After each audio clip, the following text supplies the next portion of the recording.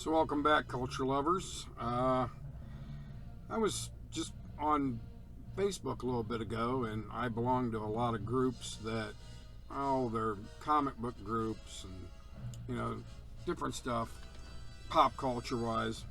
And they had posted a bunch of links on one that was trying to tell people how much their comic books were worth and stuff.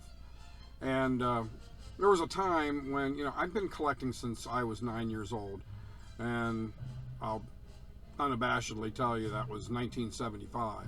So I've been collecting that long, and I used to mope around a lot, thinking, oh, what's the sense in keeping these comics? Because all the comics it seemed like I had weren't worth anything. They were just commons and no real big deals. And except to me, I got a lot of enjoyment reading them, and they were worth, $1 million in entertainment value to me personally. But as I went on, I was reading all these different links to stuff, and I don't even remember what websites they were.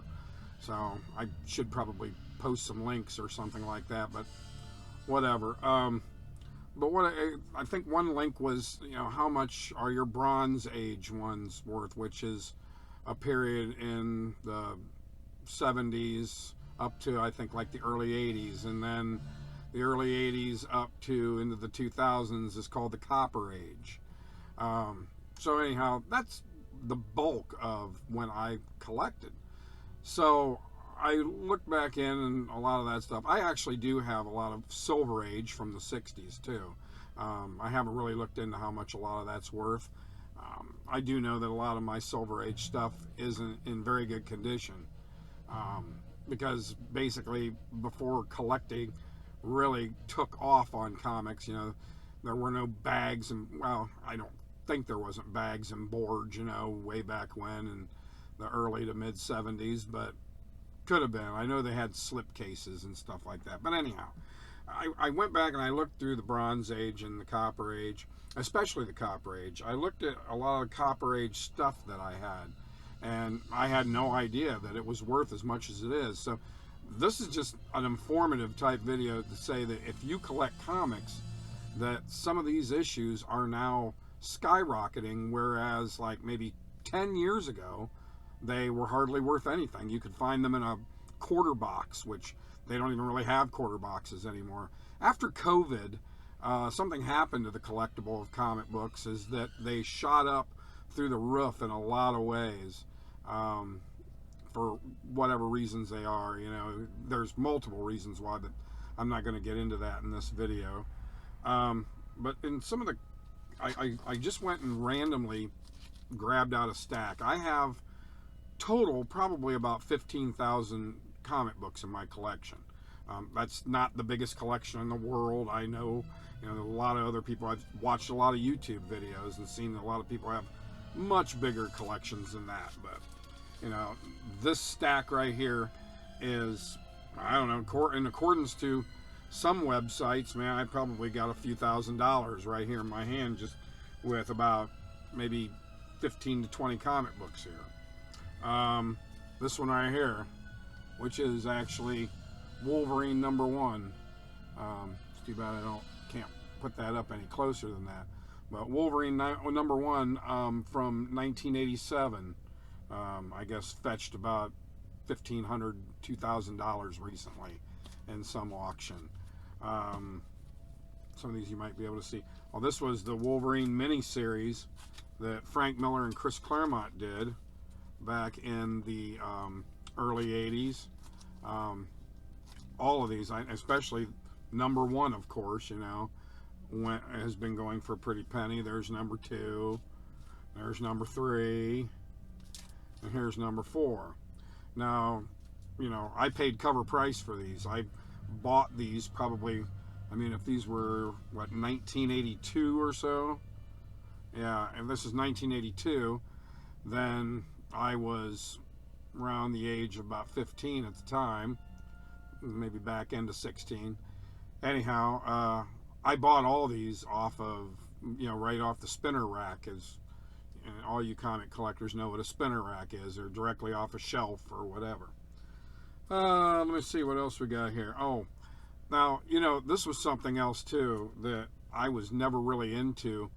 I was classic Spider-Man guy, all the classic John Romita Sr. and Stan Lee and Steve Ditko created rogues gallery of Spider-Man, the typical people being Green Goblin, Doc Ock, Kingpin, all those. So I really enjoyed a lot of the 80s stuff that they did with Spider-Man, but for some reason I never really caught on with the whole Venom thing. Well, apparently all those 80s Venom comic books have just shot up through the roof. Like I've seen this one going for crazy prices with Spider-Man 300, which I guess is the very first time that Eddie Brock actually took over the Spider-Man suit, and the black Spider-Man suit, and turned into Venom. Here's another one where this is Amazing Spider-Man 252, where it obviously does a homage cover to Amazing Fantasy 15, where Spider-Man is swinging along, and I guess this is the issue where he's got a couple people that he's carrying while he's swinging along. I guess this is the particular issue where he first wore the black suit. And what else we got here? Oh, this one here. Yeah, I had no idea. 238, Spider-Man 238. Obviously, this is the first Hobgoblin issue. I didn't even realize that Hobgoblin was ever that popular of a character. He really wasn't with me. I mean, yeah, I was entertained by what I read and heard or saw, but I didn't really think that he was that big. The Green Goblin was always my favorite. So, what else we got? Oh, and then we got Secret Wars number 8, which is where he first gets the black Spider-Man costume and the Secret Wars planet that the Beyonder created. It was created out of a machine, and he didn't realize it at the time, but his suit was actually an alien symbiote that bonded to him and controlled him for a while and all kinds of stuff when he came back to Earth. But anyhow, that was the first time he ever wore the suit. He had the suit created in that issue. Oh, what else we got here? Oh, this one here blew me away. I was a big Batman the Animated Series fan for a long time. When it came out back in the 90s, for a long time. I mean, I'm still a Batman the Animated Series fan 30 plus years later. But anyhow, I of course collected the comic that went along with the TV show, because a comic book company that had like a popular TV show, cartoon, whatever, there would always be an adjoining comic book that was set in the continuity of that particular show or whatever. And in this case, it was the Batman Adventures, or they've cleverly gone over man and made it girl, so it's actually a Batgirl adventure. But I did not realize that the Batman / Batgirl Adventures number 12, which is in really good shape, by the way, was worth so much money. And it took me a second to figure out why, and then I saw Harley Quinn on the cover, and I'm like, oh, okay. This is the very first issue that Harley Quinn ever made an appearance in comics. So, yeah, that one's worth quite a bit of money, I guess, now. What else we got here? Oh, and now we're getting into the Star Wars realm. So we're backing up out of the Copper Age back into the Bronze Age. Star Wars number 1. I have actually Star Wars number 1, and I have number 2 here. Both of them. But I actually have all 6 of them. This is an original. I think this might have been a reprint that came out at the same time. So it's probably not worth as much as an original. But yeah, it actually says reprint up here in the corner. But it's still, I've seen these number 1 reprints go for crazy prices. And of course, some of this stuff, this one isn't in fantastic shape because I was 11 years old when I got it. And, you know, I read the heck out of it because I was an immense Star Wars freak. So, anyhow, but this was number 2 I saw was going for quite a bit of money. And this is completely an original. What else? Oh, and then I have the entire series that reprinted The Empire Strikes Back because it's the same series. It's a Star Wars book.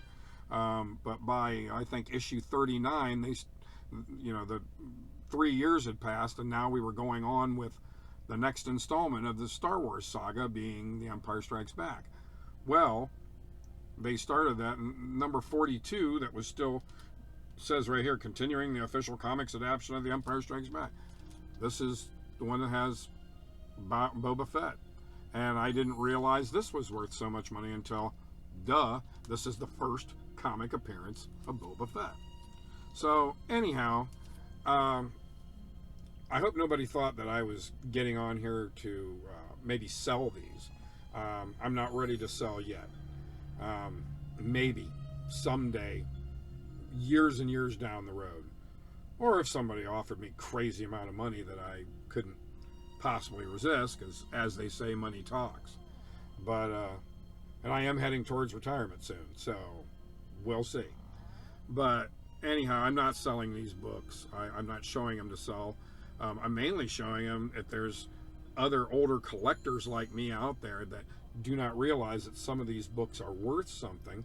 Well, now you know. If you know these issues, you know. So I will continue to see what else we got going on in the pop culture world up here of my tower, my Shoop Tower, as I call it. This is my attic loft, and it's got some treasures, some pop culture treasures. I don't know if they'd be worth much to anybody, but it was worth everything to me. So, thanks. Talk to you later.